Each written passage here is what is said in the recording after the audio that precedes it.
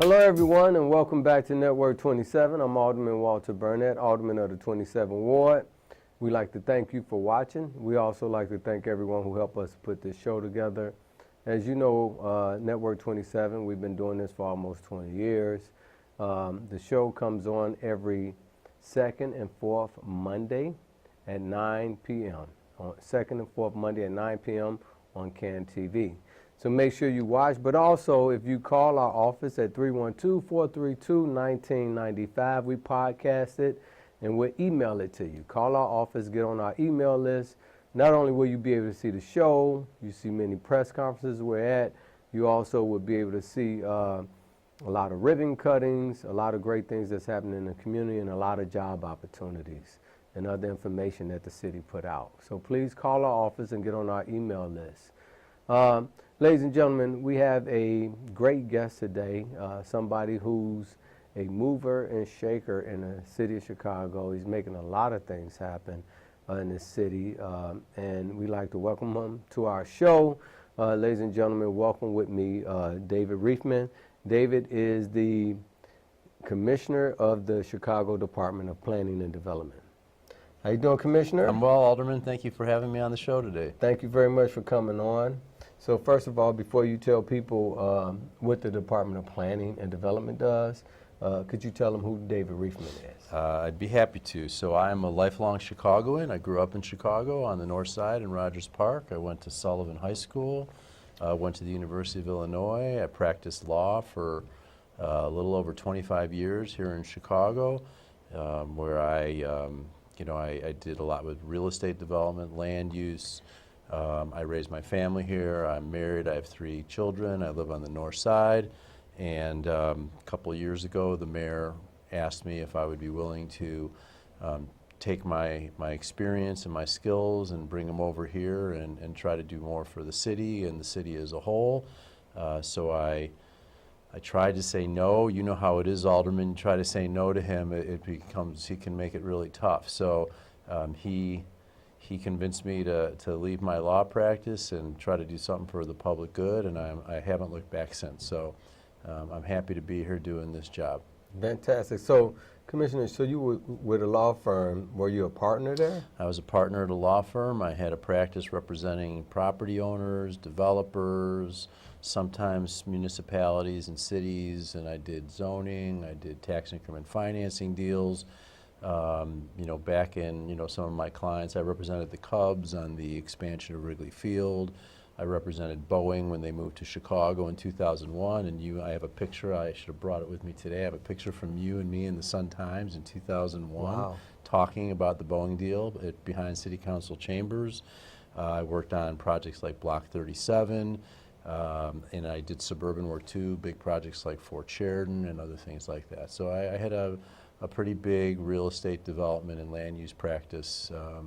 So were you making a lot of money? I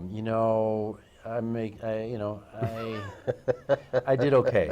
I didn't do as well as my clients, but I did okay. You did okay? I did okay. So I would imagine you had to take a cut in pay to come to the city of Chicago. I did, but I do feel like I've been very fortunate in life, and I was able to save money and provide for my family, and I felt like you can't live your whole life worrying about financial security and what's next. Sometimes you just have to make a decision that you're just going to do what could make you happy and allow you to really give back to your community, and that's what I chose to do instead. Yeah. So, Commissioner, we appreciate that, and I know we have several people at the city who was making a lot of money over time, and they stopped making money to come and do some civic service for the public. Like, for instance, I know our chief financial officer, most of the people in finance, she was in the bonding business and investment banker, and they make a lot of money, and she come and get this salary, small salary with the city, is a big cut in pay, and all of the other chief financial officers before her have done the same thing. And then I also look at our law department. The head of our law department, same thing, former U.S. attorney, worked with a big law firm, gave up their practices to work here.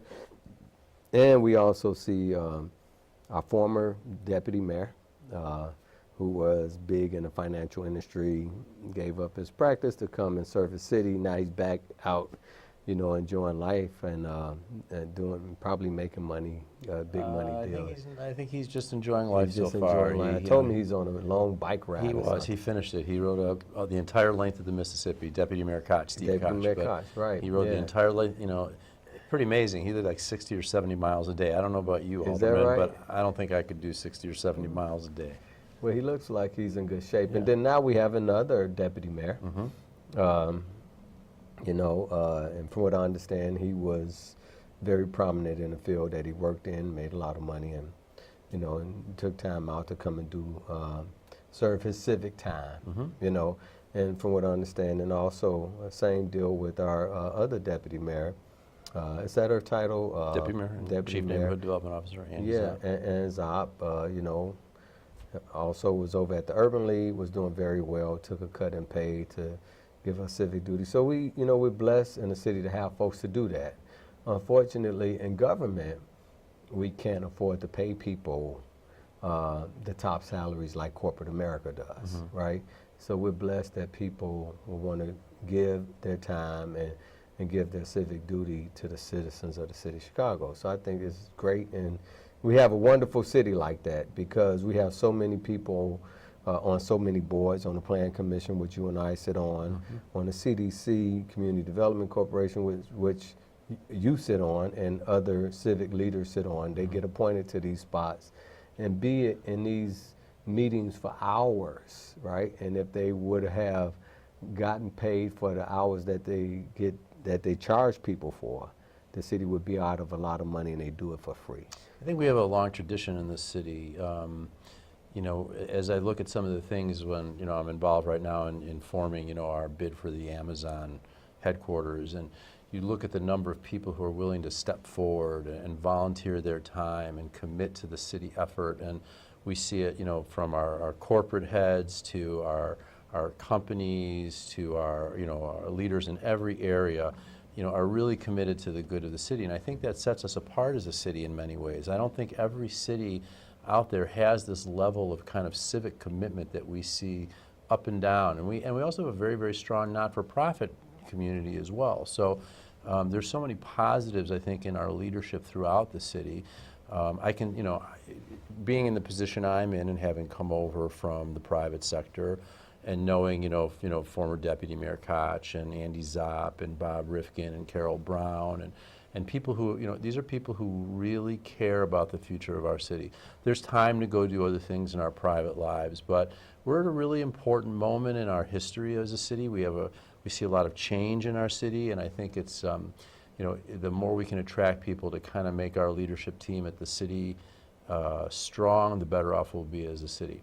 And I would say also, we have a lot of important elected leaders here, including the mayor, including you. I mean, you and I have spent a lot of time talking about the problems that affect our city, that affect our neighborhoods.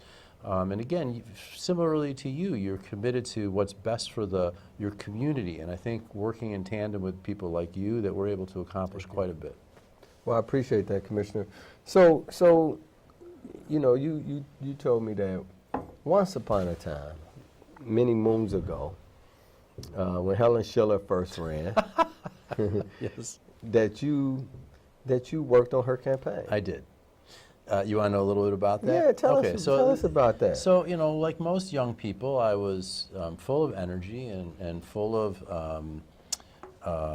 and Helen Schiller is a former alderman. Helen Schiller is a former alderman, but it actually goes back to something else, which is, I went to college at the University of Illinois, and I did a master's degree, and I came back to Chicago in 1985. And in 1987, Harold Washington ran for re-election. I wanted to be involved, so I worked on Harold's campaign, and at the same time, Helen Schiller was running for alderman in the 46th ward. It was she had run before, but it was her first, under the new kind of progressive movement that we had in Chicago under Mayor Washington. So she ran. So I was working both for the Washington campaign and the Schiller campaign, knocking on doors, going door to door, getting signatures, real traditional kind of campaign stuff. After I graduated law school, I worked a little bit more on, trying to organize the precinct day stuff so that everything was good in the ward itself, right? So, I think we knew that if people were able to vote and could vote and get to vote, that Helen would win. So that was our job, protect the vote, and we protected not only the people we kind of expected to vote for us, but we would work with the Board of Election Commissioners on making sure that the homeless could vote. These are the types of issues I worked on with her.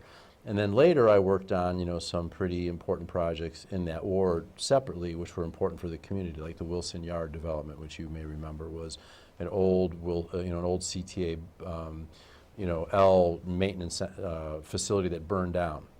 And on that site, there's now a Target store, an Aldi store. So you worked on housing. that as a lawyer? I worked on it as a lawyer for getting the developer, paid getting paid on that. Okay. The stuff for the campaign was all just my commitment, volunteer, the commitment to affordable housing, the commitment to community empowerment. But that's where I kind of came from. Fantastic. So I don't think a lot of people know that about you. I mean, because you work for this big law firm, and one of the bigger law firms that do a lot of development in the city of some large buildings and large developments. So, folks look at it as though, a lot of folks think that you just came on the other side just now. But you've always had a compassion for both sides. And it goes beyond that. So, for example, again, in my practice and in, some of my former partners' practice, there's a big commitment to pro bono work. So I did a lot for Deborah's Place, which you have a facility in your ward on Sedgwick. I was the lawyer for Deborah. Back then, I think it was in the 42nd ward.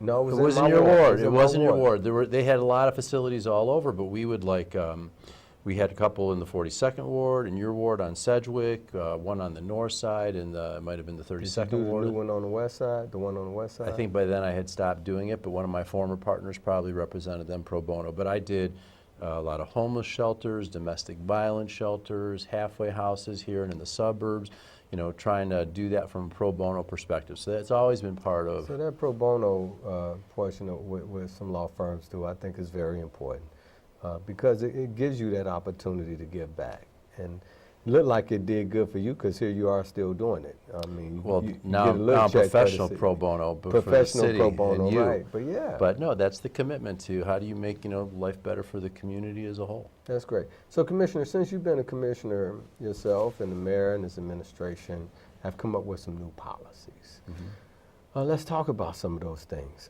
One, and I just tell you some of the things that affects my ward. One, you changed the downtown density bonus. Tell us a little bit about that. So, the city of Chicago has, various zoning districts which tell you how big you can build, how much you can build, and we have an area that's an identified downtown. And then we have neighborhood districts and we have residential districts, but our downtown areas, what everyone traditionally would associate with the Loop and the areas in River North and a little bit of the West Loop. And as you know from your ward, over time, you see people continually were coming in to see you and saying, I want more. I want more bonuses. I want bigger buildings. I want more residential. Pushing in areas where it was not really allowed or you couldn't go that big, and we kind of saw that occurring. So that was one thing we said, well, do we have enough room for the growth of downtown and for what people really want to do? The other thing we noticed is that in our downtown districts, we have something called bonuses. You have a base amount that you can build, and it's, that's expressed as a number, but that's not important. You have a certain amount you can build, and then under our zoning ordinance, you were allowed to build more if you did certain things. And the types of things you could do to get more were like put a winter garden on your property, or set back the building at higher levels. As you go higher, you set the building back. All things that basically benefited the building.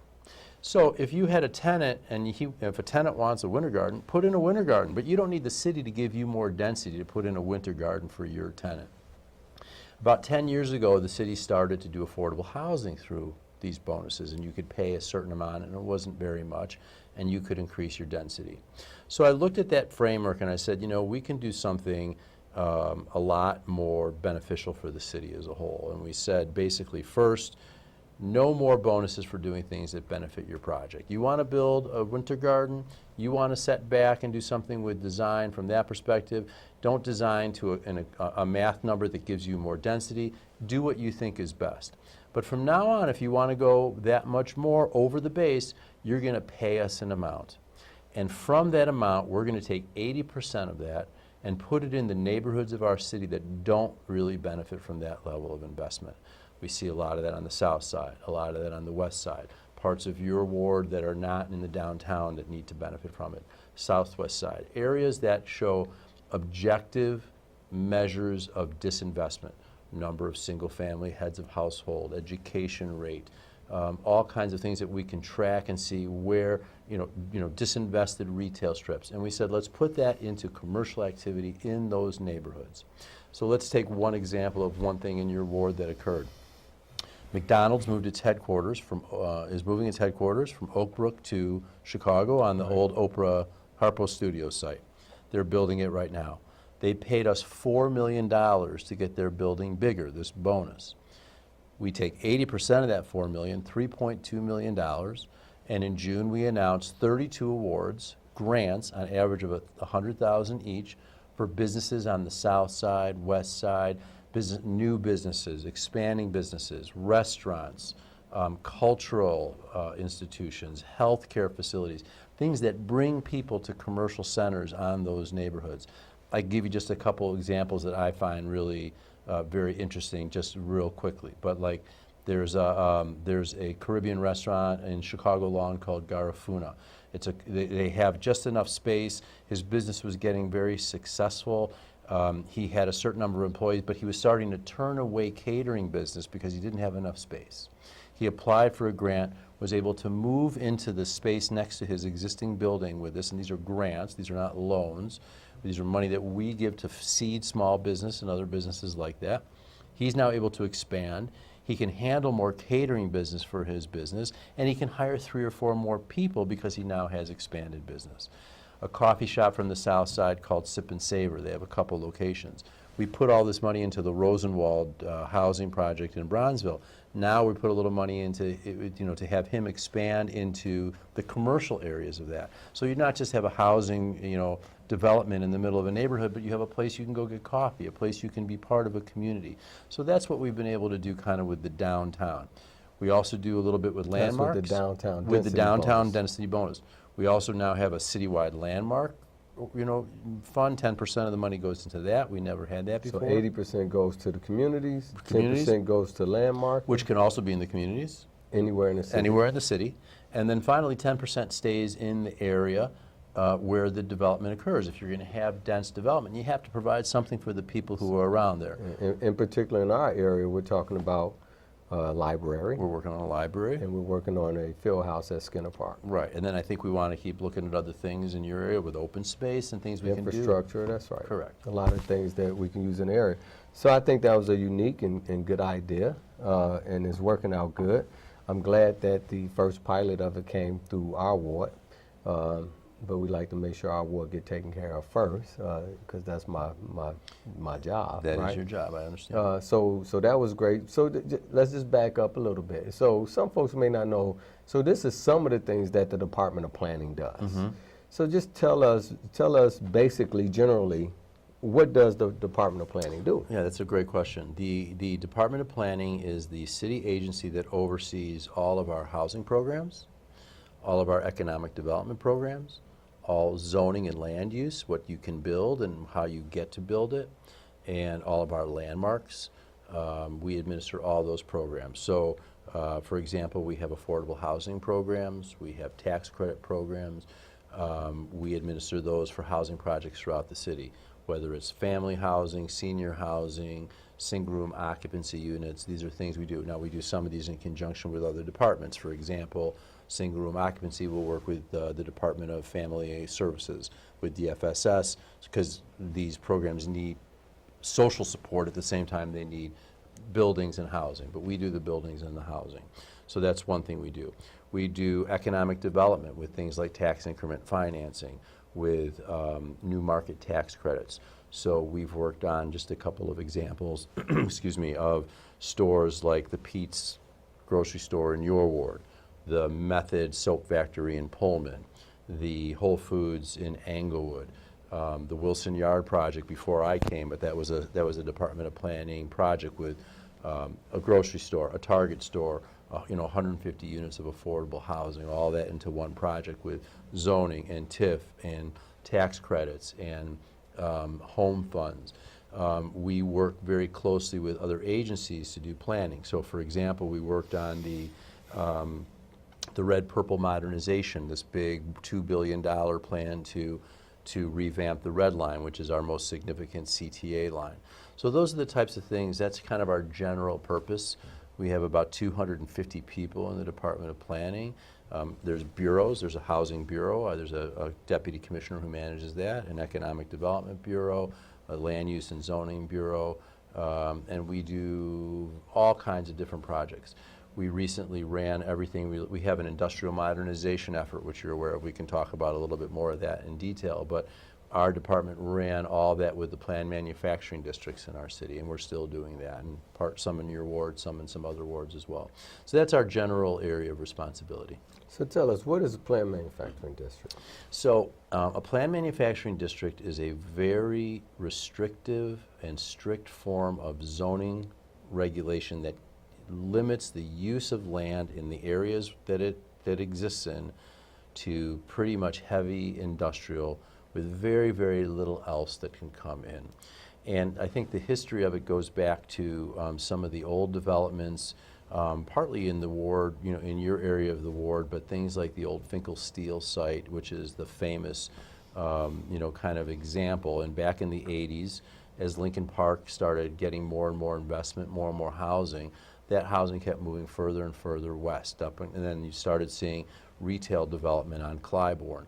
And the owners of the manufacturing businesses further to the west of that, along Kingsbury and up and down both sides of the north branch of the Chicago River, became very concerned that it was driving the value, that residential would basically force them out.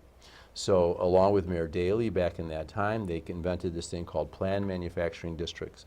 No residential permitted, no commercial permitted, just the heavy manufacturing that was permitted at the time. So that became popular in various areas where they started seeing similar pressures, and eventually it kind of took on a life of its own. So we have 15 we've started to change it, but before we started all this process, we had 15 planned manufacturing districts in Chicago. So we're looking at each one of these and over time they've kind of changed a little bit. So we've said, well, it's a little bit too restrictive. Let's allow some things like daycare here or a venue here. And it kind of became a bit of a hodgepodge of what was going on. So we kind of started looking at it systematically. Is this the best zoning for this area? And the other thing is, the reality is that the nature of industry is changing in Chicago. When I was a kid, I think, there were probably 600,000 manufacturing jobs in Chicago. We probably have 100,000 or 150,000. I don't know the exact number. But in the North Branch, and part of which is in your ward, the area, let's say, that goes from Chicago and Halstead all the way to Webster and Ashland, let's just say that whole area, we only have 1,500 true manufacturing jobs left. And Finkel Steel has moved to the south side. They're still in Chicago, but they've moved away from this area. They're no longer there. So what do we do with these huge amounts of land? Do we still leave them manufacturing when nothing is coming? So we've started talking about different ways to, as jobs change in the 21st century. Well, not only that, but also the property value of the property has gone up so much. Well, dramatically. Dramatically. That it behooves a property owner to sell their property instead of staying there. And taxes have gone up in those areas also. Right. So it's cheaper for them to move somewhere else, sell their property, and expand their business. And also it allows us to capture some of that economic activity. It's good for our taxes. It's good for jobs for us. And the nature of jobs in Chicago and the nature of jobs in America is changing. Yep. We don't have that traditional manufacturing we have some, but we don't have what was the kind of bread and butter manufacturing jobs of the 40s and the 50s and even the early 60s. It's all started to really transition away from all that. So it's turning toward millennials more so, people trying to attract millennials. Tech jobs, Tech innovation jobs, offices, right. and they want different things. we competing like you all are competing with for Amazon right now. Right. Well, we all are competing for Right. Amazon right now. So Amazon is not looking for a manufacturing area with heavy equipment.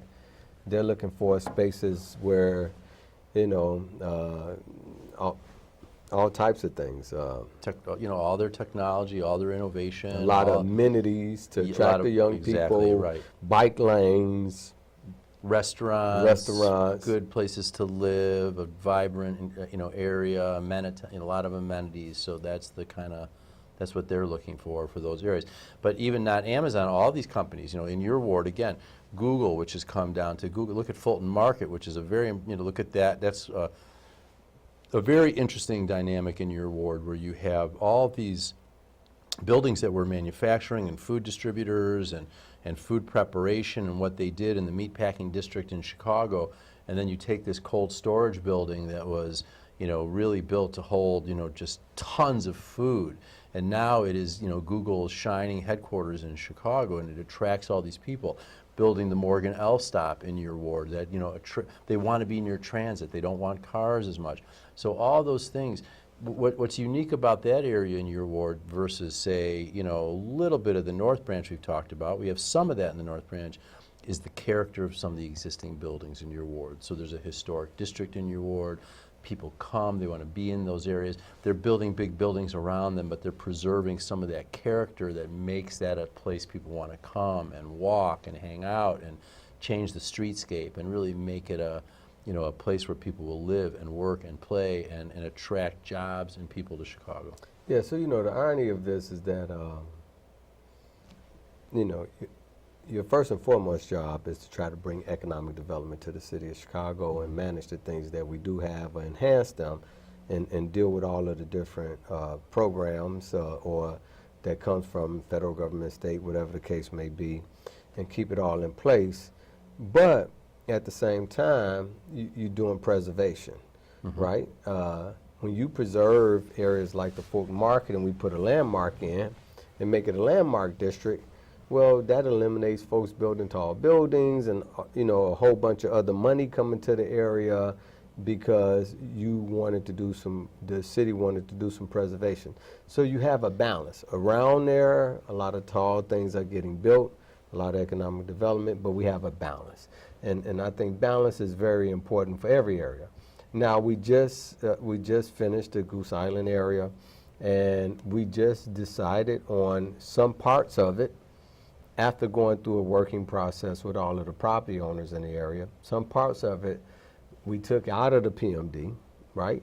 Some we left in. Correct. Because we do have some manufacturers that are important to the city of Chicago, Right. like a Bagang or a Prairie, where we get our asphalt and our concrete from. Who use the river. Who use the river to keep that going. to right. keep going, and some other companies in the area that we want to keep operating, and they're very, very important to the city. So there was a balance there, because and now the other property is available, and the unique part about it is, you know, this came right on the heels of Amazon announcing that they're looking for spaces.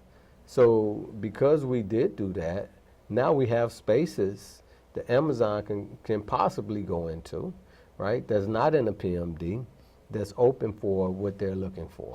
I would say, you know, if you look at what we've been, you know, and you and I have been working very closely on this for a while, but if you look at what we've done over the last 5 years, whether it's the Fulton area or the North Branch, and even other areas with Michael Reese and with, you know, the 62 acres at Roosevelt and the river, we've really kind of put without knowing it, without knowing that it could be an Amazon, and we don't know where that's going to go at this point in time, we've been preparing ourselves for that. But that was really always kind of the plan, whether it's Amazon or somebody else. What are the types of jobs that we as a city can attract? How do we prepare those environments and make sure that our land use from the Department of Planning's perspective is as ready for that opportunity as possible?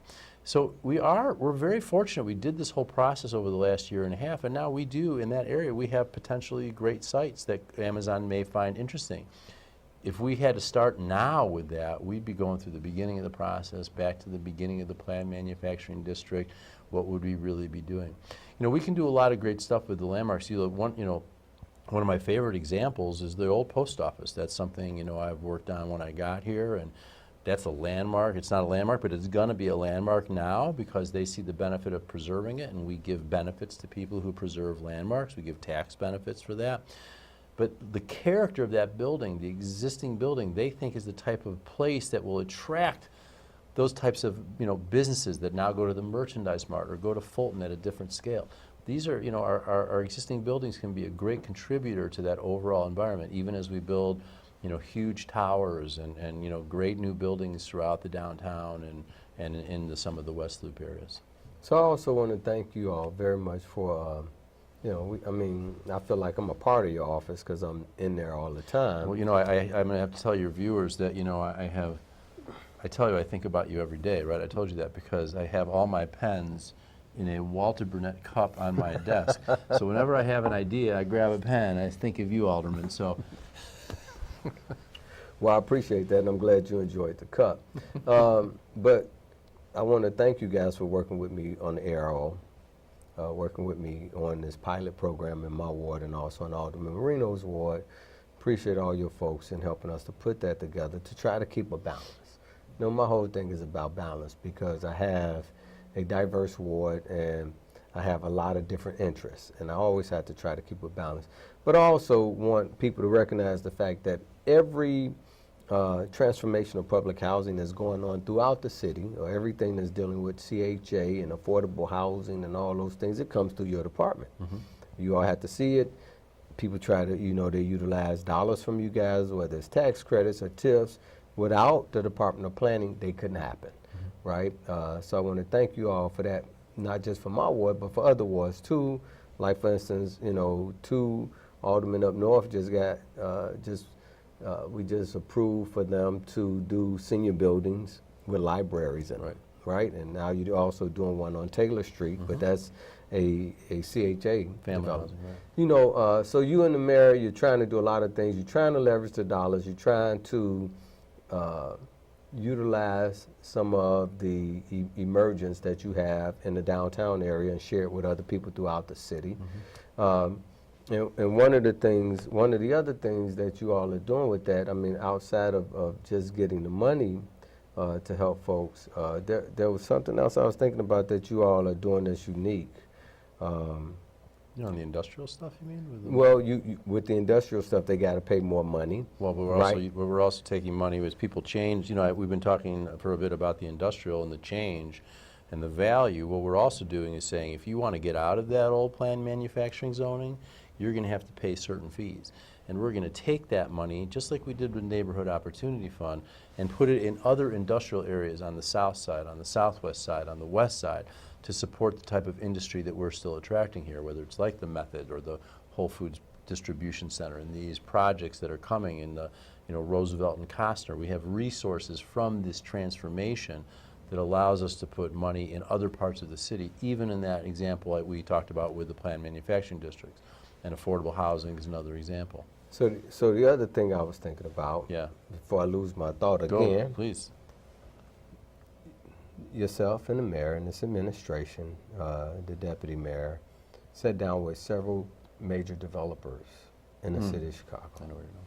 You all sat down with several major developers in the city of Chicago, private developers who aren't doing public developments, and you all are encouraging them to hire minority people on their construction sites. Can you tell us a little bit about that? Sure. Well, it's more than that, and let's kind of give the credit where the credit belongs here.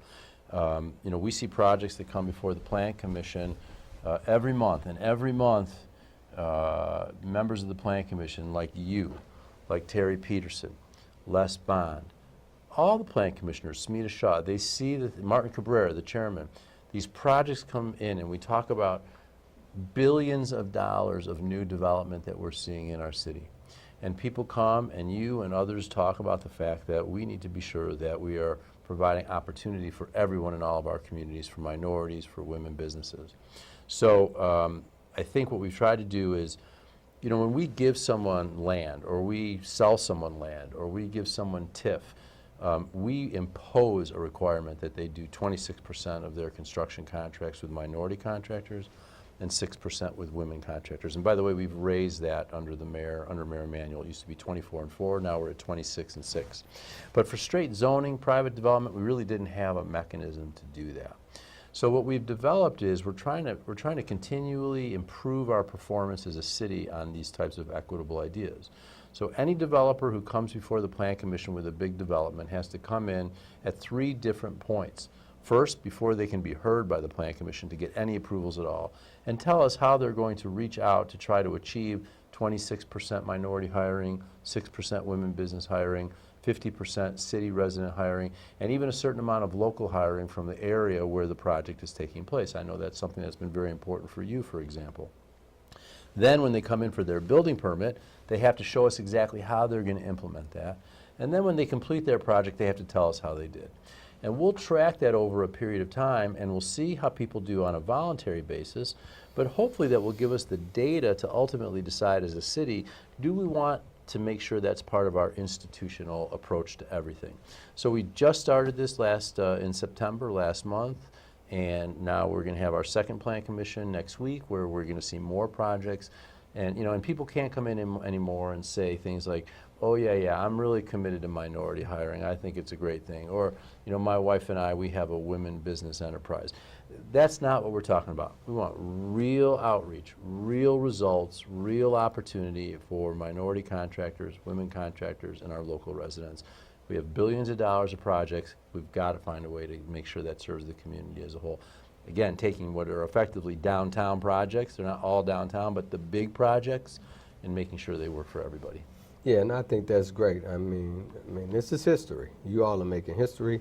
Never been done in the city of Chicago. You too, okay? I mean, this comes from your comments at the Plan Commission. Well, I appreciate that. I'm just here to kind of execute with you, but it's your vision, it's your impulse. You see this in your community. You and 3-4 other Plan Commissioners who continually raise this question, raise the level of discussion about that. I'm taking it, say, just like the ARO, that's your initiative, really. You're saying, I need to find a way to do this better in my community. And my job as commissioner is to say what programs, and taking my legal background, how do I legally make all of this work so that it really does the job that you asked me to do. Well, I appreciate that, but I consider us to be a team. We are a team. We're a team, so we work well together, and I appreciate that. And I think that's a great thing. Now, another thing that I've spoken to yourself and the mayor about that I want to thank you all for on the west side of Chicago, around public housing, I think there has been some social injustices going on. In the past, they took out all the L stops in the middle of the public housing areas throughout the city. If you go look at where all the public housing was, there's an L stop miles away from each other, not in the middle, for whatever reason. So we had the same thing on the west side over by Henry Horner. There was an L stop at Ashland, and the next L stop is at California. And the thing is, with the transformation of public housing, you want residents to not only change the way they live and the character of how they live, but you want them to work. How do they work if they don't have access to public transportation? If it's a mile away, they got to walk 4 blocks or 5 blocks or 10 blocks or whatever. So you all work with me on getting money to put an L stop at Damon and Lake. And out of anticipation of that, you're thinking of a whole bunch of things. Matter of fact, some of your thought about this industrial, some of these industrial bonuses probably came out of that, because from what happened at the Morgan L stop on Morgan and Lake, I mean, it really had a major dynamic positive impact, economic impact on that community. Can you say a little bit about that Damon L stop? Sure, I'd be happy to. So first of all, I want to just tell your viewers a little bit what happened, which is back in February on what could have been the coldest day of the year. You and me and Dorval Carter and representatives of the community stood on the L stop. I think it was at Lake in Ashland or Lake in California, and yes, the mayor. The mayor is always at our events. We can't forget the mayor, to announce this new L stop at Lake and Damon. And I do remember your comments. You said this is not This is not just about transportation. This is a social justice issue. This is about access to jobs. So I think that, again, in this particular area, Morgan was right in the middle of Fulton Market. Huge amounts of industrial change and investment and value change. Lake and Damon is similar, but we have some existing conditions and things that we want to be very balanced about. So a lot of the Henry Horner redevelopment activity right out, especially to the south of Lake Street, then all the PMD, the Planned Manufacturing District in the Kinsey area to the north of Lake Street, all the makerspace. We're investing a little further west, as you know, in a project called the Hatchery, which is incubator space for food manufacturers from the community. So we want to be sure that we have a good balanced approach to those L stops. But I do think under Mayor Emanuel, the approach to transit has really taken on a certain kind of equitable approach. In the mayor's first term, before I was here, but you were here, the mayor undertook to revitalize the Red Line South from 95th Street to 22nd Street, and I think it was a $425 million project. People from 95th Street can get downtown now in 20 minutes. It's not just what you do in their communities, but giving them access to jobs. People at Lake and Damon can come downtown in 10 minutes with access to the hundreds of thousands of jobs we have downtown. So whether we're doing it there, whether we're doing it at Cermak, whether we're doing it even downtown itself, transportation is the key to get people access to those types of jobs. But I do remember your comments on that really, really freezing day about being a social justice issue. Ashland to California is 1.5 miles, and you're right, can't be by accident. And I appreciate that. Now, when you talk about the L stop, it makes me think about another unique thing that you guys have done with the mayor. And I say that you guys, to me, you guys are financial geniuses, and to some extent. We just did a thing that we all voted on for the Red Line with the transit TIF, where we would take the TIF specifically to help pay for the trains. Now, just like with the Green Line at the Damon stop and the Morgan stop, used to be that in the past we used to get money from the federal government, for the state to pay for all these things. Well, we haven't gotten that money in years. So the city has had to figure out ways of being able to enhance or maintain or build new, and where do we get the money from? You all have come up with a unique way of coming up with money to enhance those stops by capturing the growth that's happening in those areas. And I think it's genius. And matter of fact, you're probably going to hear about this. I talked to the mayor about maybe let's do that on the Brown Line so I can get some more stops. Yes. In my ward. Yeah, we can talk about the Brown Line. The Brown Line's the Brown Line's just a unique situation because I know what you want. A division in New Orleans would be a spot you would like to have a stop there, right? And it's similar, same issue as we have Same at Lake thing and with Cabrini Damon. Green, Chicago Avenue to North Avenue. So hopefully what we did on what you're talking about with the transit TIF, so the real issue at your area is capacity, right? There are so many people on the Brown Line now who come through that area that if you simply add a stop, it doesn't add any more capacity for people to get on them. They're already not being able to get on at Sedgwick. They're already having a hard time with that. But when we do this red-purple modernization, one of the things that was a federal grant under President Obama before he left, $1 billion that we're matching. But it's increasing the capacity of the Brown Line to move more trains through. So we came up with the money to match the money. We came up with money to match the money, but we had to get it done by January 20th. Where we going to get the money from, right? Well, but that issue here now is that we have this money, so we're going to build that. But when we have more capacity to get, the real idea here is in addition to all these train stops and things with that $2 billion project, is that we can get more trains through the system. It all gets bottled up at Belmont. So we can get more trains through the system. That allows us to push more trains through. Then it makes sense we can put an L stop at like Division in Orleans because we can get more people loaded onto the trains. So that's really part of what this project is, to get that capacity. So what do you think the chances are of us getting another matching grant from the federal government? You don't have to answer. You already answered. Well, I don't know the answer. You have a president who we all know we know who he is. We know what he thinks about Chicago, which is not very much. We've got these great programs that allow low-interest transportation loans and transportation grants, and a president who has said he's committed to infrastructure, but who has never really we don't really see anything happening with it. So right now, we're just going to continue doing what we do. We do get federal grants, we get CDBG funds, we do still get federal money, right? But for things like Lake and Damon, we're going to do it with TIF. We're not going to stop, right? We're going to continue to invest in our communities with whatever resources we have. We're going to either take it from TIF, or which I believe is a very valuable tool for our development and investment as a city in infrastructure. We'll take it from things like Neighborhood Opportunity Fund to help build our neighborhoods. We'll do it where we can on our own if we can't get it. But we do get federal things. We get low-income housing tax credits, not enough, but we get them. Will we see another $1 billion grant? I mean, I certainly hope so, because we have real needs and real goals, and this is not throwing away $1 billion. These are investments in our communities. This is the stuff that lets people move here and work here and do train stops at Lake and Damon and Division and Orleans and make communities like yours, places people can really live and get access to jobs.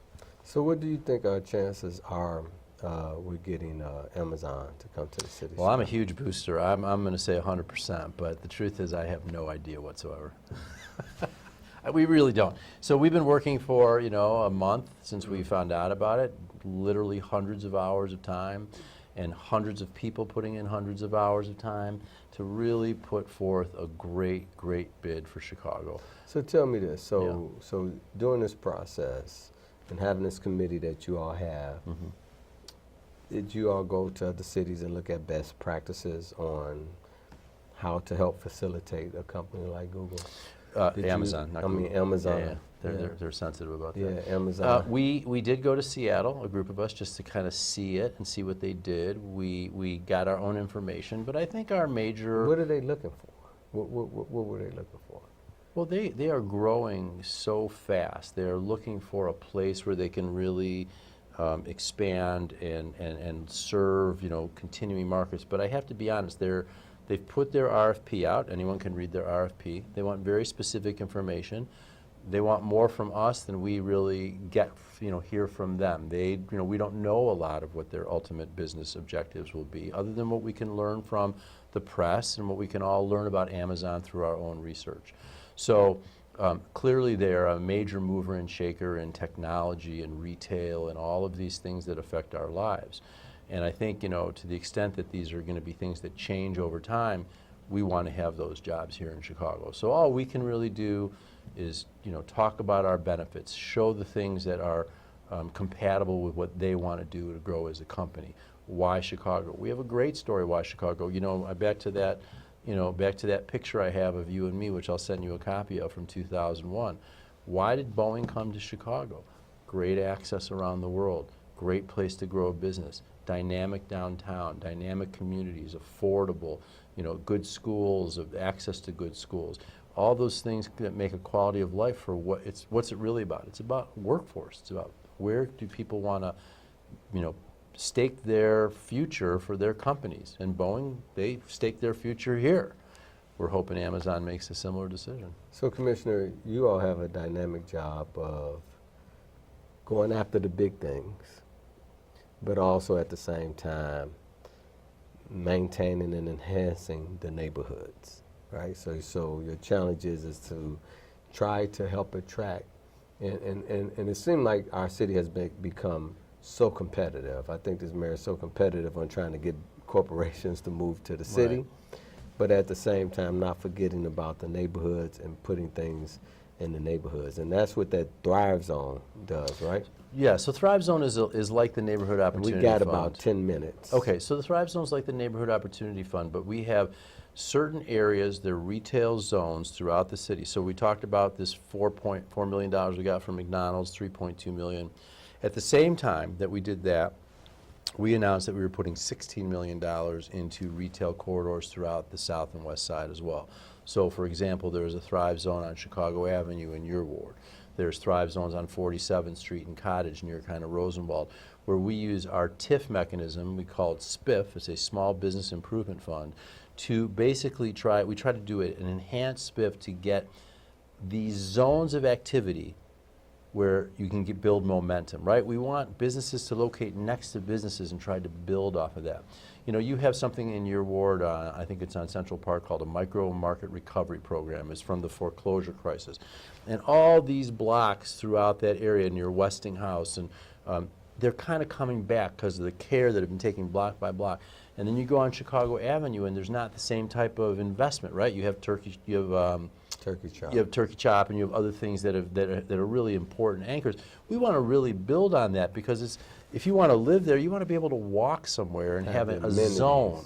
That's right. So that's what the retail Thrive Zones are supposed to be. Generate momentum from the commercial, try to match the intensity of what we've tried to do to come back from the foreclosure crisis. So, Commissioner, they say that the millennials are the largest buyers today as far as spending power. They have their spending power is growing, and they're starting to buy more. What all are we trying to do to attract them to move here to the city of Chicago? Well, if you look at the millennials as you describe them, look at the way people live and work here. They bike. They take public transit. They want more, kind of transient economy. They take Ubers. They live in smaller units. They have fewer, possessions, because a lot of them are young and they're right out of college. So I think we want to be sure that we're building housing that's affordable to this level of our workforce, that we have amenities that attracts this type of workforce. But I do think we have to look beyond this, Alderman. I mean, you were young once, I was young once.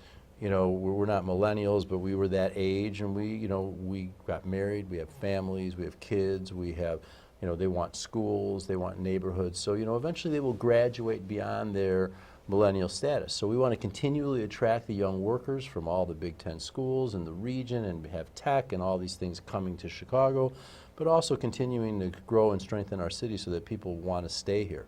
And they want to come here instead of going to the West Coast or the East Coast. We want to make Chicago that kind of level of community. We want to be able to come here, live here, start your life here, ultimately raise your family here, be part of the community, and make Chicago your home. So I think we have to do this up and down, and not just look at it as this one level of people who are coming to the city today. You got to balance it out. You got to look at them today and see how they're going to be Where are they tomorrow. going to live in 5 years? When Check they it meet out. someone and want a kid and start a family, and make sure we have good houses throughout the city, and good schools throughout the city, and affordable housing throughout the city. But a lot of this is driving some of the changing and development culture to try to attract them. Well, for example, we have transit-oriented development, big important policy moved by the mayor and by the city council. And a lot of that is to say, there's fewer cars that people need. Let's not build as much parking. Let's put less construction costs into parking, more into units. So those types of decisions are what you kind of see. And we want walkability. We want people. We want to create these communities of activity and investment. So. Yeah.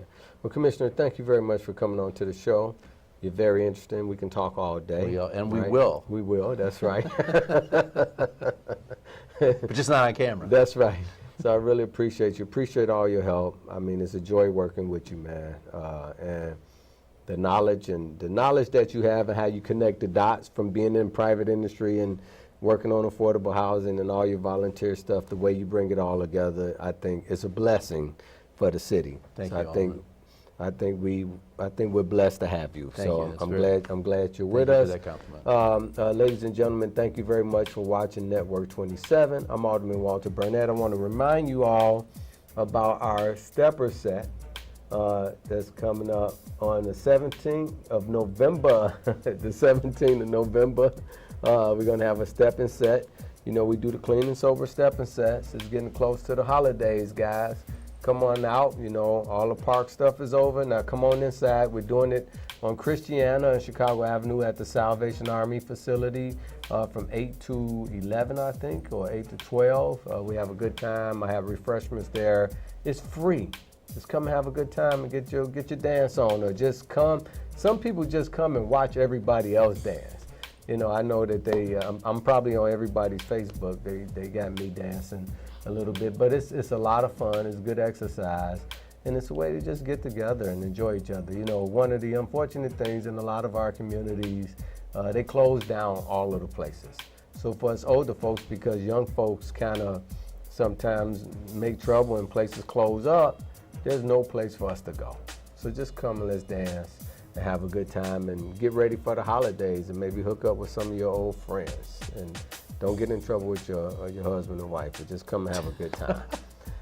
Thank you all for watching Network 27. I'm Alderman Walter Burnett.